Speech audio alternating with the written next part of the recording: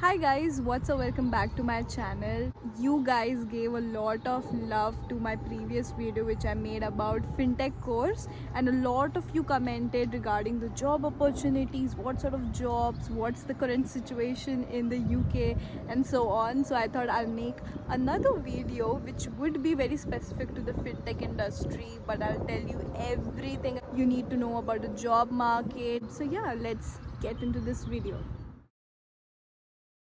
So while I was doing my research, I found a report which was published in November 2021, but I would say it's quite relevant even now. Under that, it was mentioned that 70 to 90% of the roles in fintech companies are tech, 50 to 60% is proper tech, and only around 10 to 30% is core finance role.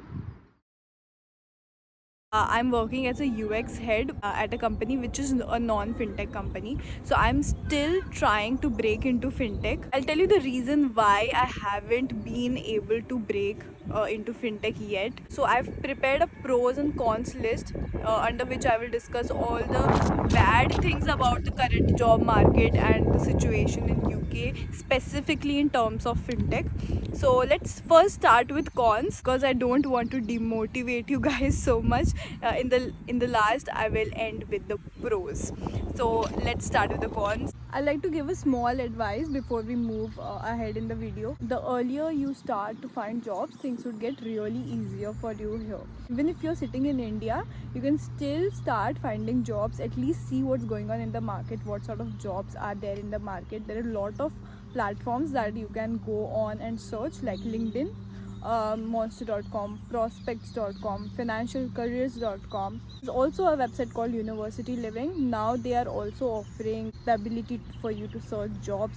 You can easily go on to their website and you can search for internships from top employers. Not just that, you can also seek essential advice, read graduate success stories and learn from their experiences, and also look into some latest insights.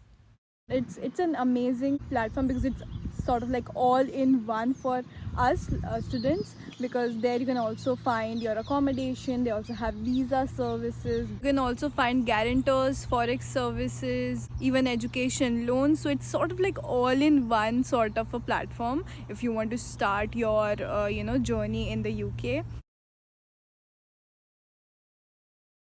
There are a lot of roles which are pretty specific to the fintech company, which means that these fintechs, this fintech startups, they are scaling, so they don't generally hire graduates or freshers. They hire experts because they want expertise in that particular area, right, which is very specific. So it gets a bit difficult for freshers like myself. If you go on to LinkedIn and if you search any role in a fintech company, most of them would ask for experience in a similar field, or at least in the fintech industry. So again, that's one barrier. Another con is that sponsorship. Now, as I mentioned, I am on my graduate visa. The major challenge that I'm facing right now is to get a sponsored job, and it's getting difficult for me day by day because the UK market, which brings me to my next point, the UK market is not doing that great. Plus there are rules that are changing around immigration. The shortage occupation list has changed. They have removed a few of the non-technical roles, so it's just getting a bit difficult at this moment because the employers are not clear, don't want to spend much of time and money into this. So rather they would hire somebody who is easier to hire. I'm sure a lot of people would say you the same. Plus in the fintech sector, again, it's a bit of hassle if you want to get into a fintech startup, as opposed to if you want to get a fintech job in a bank. So even if you're working for a bank or any financial services company, if you're working in sort of a tech thing, it's also a fintech, right? And it gets easier to get into that as opposed to getting into a fintech startup. What I would suggest is, in this time, this market with the immigration rules also changing, I think it's a difficult time and you should make your decisions very wisely if you want to come to UK at this point. Now let's move towards the pros. According to a fintech magazine, the top 10 hubs in the world, London is the second, and this magazine was released in 2023 November, which is quite recent. London comes to the second number, which means there's a lot of fintechs here.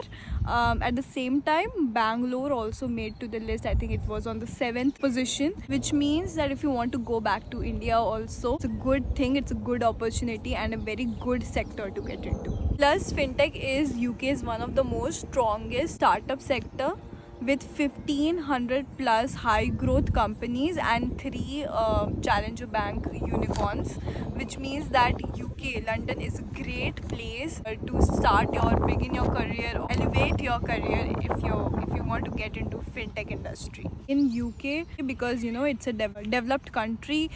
There's lot more capital here, so even the fintech startups, they receive a lot huge investments, that which means more capital, more innovation, greater technology, and also good experience, good exposure for us, right, as professionals. Along with that, you also get to work with international minds. There's a exchange of culture, exchange of ideologies, the way of working, the work culture. So there's a lot of good experience and a very great exposure in UK. So a very good pro point for UK.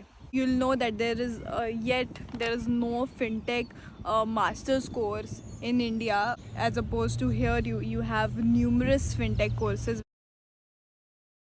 Thank you so much guys for watching this video. I hope you find this helpful. If you did, don't forget to like, share and also subscribe to my channel. Make sure you leave a comment, and I will see you in my next video guys. Until then, take care and bye bye.